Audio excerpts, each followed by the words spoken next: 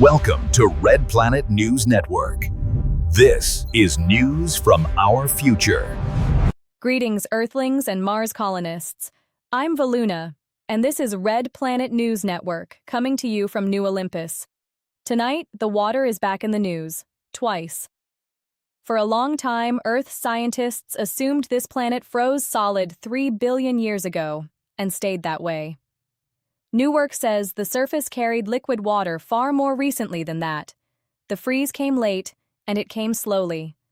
The rivers of Mars kept running long past their obituary, and the second story is a map.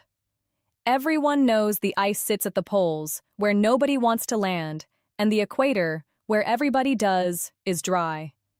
The honest answer about the middle latitudes has always been a shrug, until now.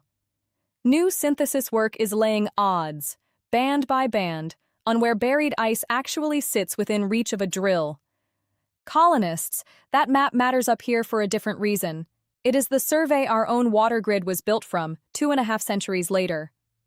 Serexa is at the analyst desk. Thank you, Veluna. Some protection you can't see from the outside.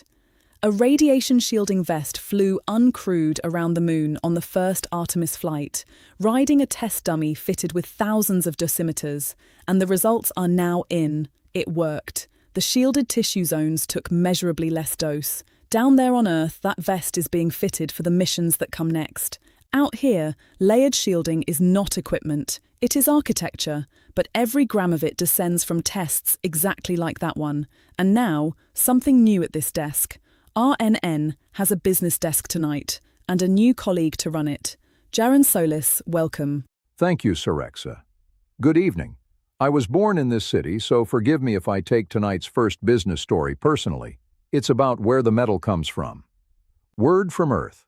A new analysis argues that the fastest way to supply a Mars colony was never to haul everything up from Earth's gravity well, but to mine the metal-rich asteroids already drifting between the two, reachable, it turns out, with the spacecraft of that era. Iron, nickel, cobalt, the working bones of a settlement. They were pricing the route my grandparents' generation actually took. The freight line that built the towers outside these windows started as a paper like that one. On this desk, we will follow the money, Earth's and ours. Now to weather and Lyra. Thank you, Jaren, and welcome. We told you the sky leaks. Tonight, science down there has found one of the pumps. 2 orbiters working together, NASA's MAVEN and China's Tianwen-1, have caught giant waves rolling along the outer edge of this planet's atmosphere, where the solar wind slides past it. The waves curl, break, and pinch off clouds of charged air that simply leave, and the loss runs stronger on one side of the planet than the other. The sky doesn't just leak, it is being skimmed, wave by wave, which is one more reason the processors never rest. Around the planet tonight, New Olympus, 9 above at midday under a pale late winter sun, clear and still. Hellas Basin, the rim haze has finally thinned, opacity down near 0.6, and the strings are catching afternoon light again.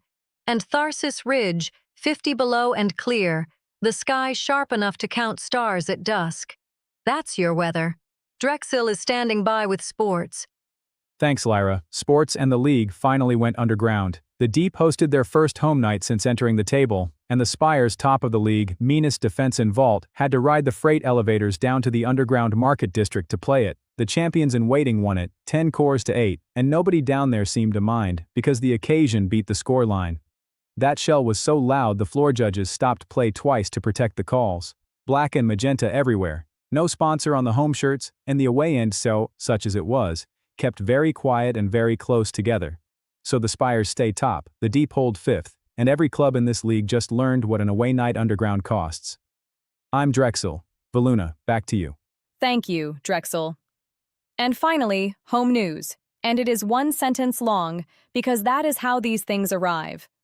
The motion to place allocation sequencing under council approval has been halted. Power exercised its system veto this morning. Water joined by midday. Under colony law, the measure now returns to its sponsors, with the objection attached. Sequencing decisions, the system said, cannot wait for a vote. It is the first time in 11 years the veto has been used at all.